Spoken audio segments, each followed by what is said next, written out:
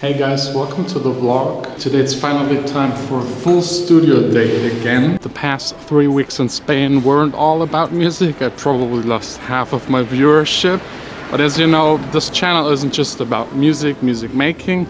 It's all about my journey as an artist, making music, running a label, and hopefully soon a studio owner. Big studio owner. For today though, it's still back to the old studio, the small studio. It's still a nice studio. And as promised yesterday, making a full video on...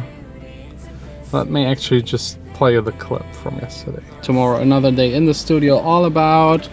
You have to say it. Tomorrow's mastering time. Really exciting. Yeah, exactly.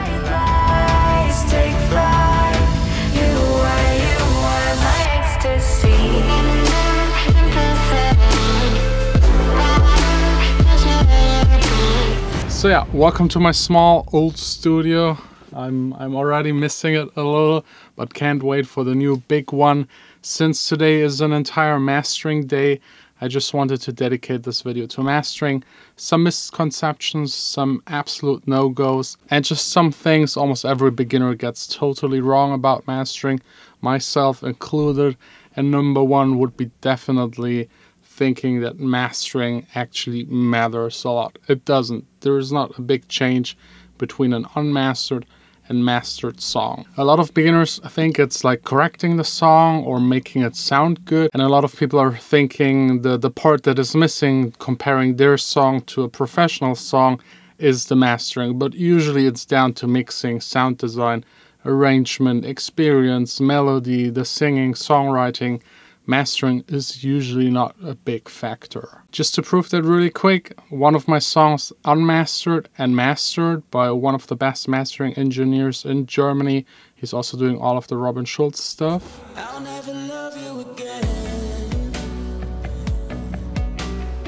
I should've walked away before. I'll never love you again. And now you might think there is a big change, but it's the pre-mastered version and the mastered version. The pre-master version doesn't have the loudness.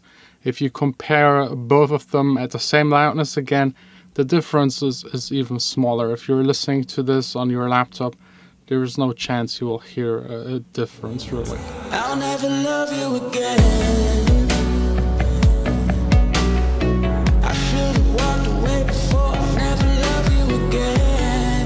So yeah, that's really the true difference between mastered, unmastered. It's not big. I always say it's like putting a picture or a painting into a frame or polishing a car. It's still the same thing. It's just a little nicer and meant for actually selling it. Selling it on iTunes, BEATPORT. It's then ready, and it's to make sure that someone else double-checked your song. And that's actually already the next point. If you have the possibility, let someone else master your song. It doesn't make a whole lot of sense if you mastered yourself because you mixed it already.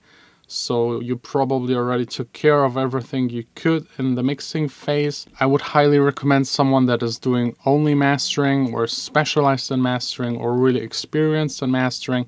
And you will usually pay between 60 to 150. That's probably the absolute max for a single song. And I know a lot of beginners don't have that money, or their song isn't ready yet and they still want to get it mastered to send it out to labels, which isn't actually necessary. Most labels accept unmastered songs, of course.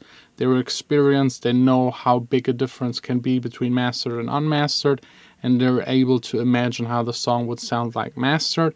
So don't worry about that. Also, mastering is actually the task of the label. Don't even worry about mastering. Just make a good track, slap a limiter on top, make it loud so that it can compete to other songs, and just send it out. They will then take care of your song, get it mastered by their mastering engineer, and you don't even have to pay for that. If they make you pay for that up front, just run away. It's the wrong label. They should pay for it and then recoup it from the profits your song makes. That's the standard and the fair way to do it. And now the video could actually be over because, as I said, let someone else master it. I never ever master my own songs. I'm really good in mastering other people's songs, but my own just doesn't work. So I always let someone else do it just to double check it, to have someone compare it in another room. Room acoustic is a big factor, as you might know. Speaker setup and all these kind of things. Also the experience. A mastering engineer listens every day to songs and compares how they were mastered, and also knows what trends are right now the most important. For example,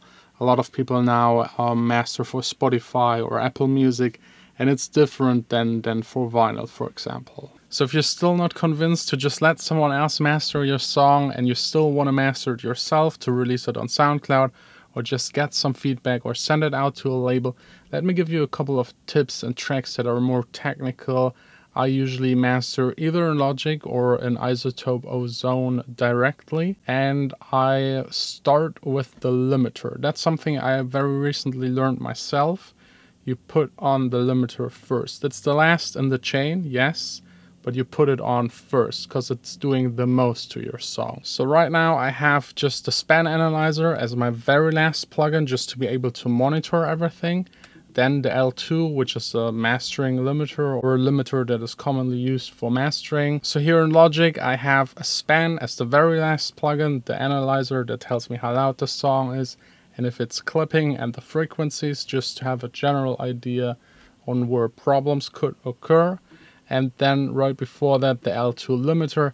And that's really the first thing I'm gonna set, depending on how loud I actually want to make the song. My problem back in the days where I wasn't doing it this way was I was always setting up the compression, the EQ, stereo imaging, and then the limiter. And the limiter changed so much I had to go back into the other plugins, change it, and then again back to the limiter, change it. And it was a back and forth that just costed me a lot of time and didn't get me anywhere. So first up the limiter, just pull down the threshold so far that you get the right amount of loudness. I unfortunately can't play you the song that I'm mastering because it's not one of my own. It's for someone else and it's not released yet, so I can't share it with you. But basically you just check the RMS value, that's the loudness on average. You reset here, it tells me now that it's around minus 13 dB, so I can probably lower the threshold by 3 more dB. Yeah, we're right around minus 10 dB RMS. I think that's enough for this kind of music. It's more like a progressive, deeper song. If you want to go full EDM, rave, big room, maybe minus 8, maybe minus 7. But it actually doesn't make a whole lot of sense anymore since Spotify is anyways pushing it down to minus 14. Then I add iZotope Ozone in front, which is basically a mastering plugin. They have a lot of presets. I would highly recommend not using them. If you have absolutely no clue, maybe yes, use them just to get a general idea, but usually they're just doing too much. If it says like big fat dance track, it's just pushing your track too much and actually destroying more than it helps. I would start with an EQ, overall shaping the sound, deciding if it needs more high frequencies, low frequencies, mid frequencies. Next up, dynamic. This one right here by iZotope is a multiband compressor, which is a lot more complicated, but basically it lets you control the dynamics of different bands. So for this track right here, it's like a slight compression, just cutting off the peaks, making sure nothing sticks out of the song.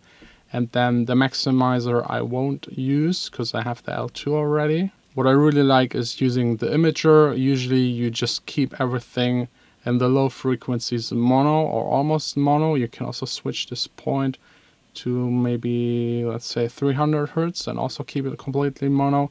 The mid part a little bit of width and the top frequencies even wider. But this is again up to preference, but don't make it too wide. The frequencies might cancel out each other when listening back to it in mono.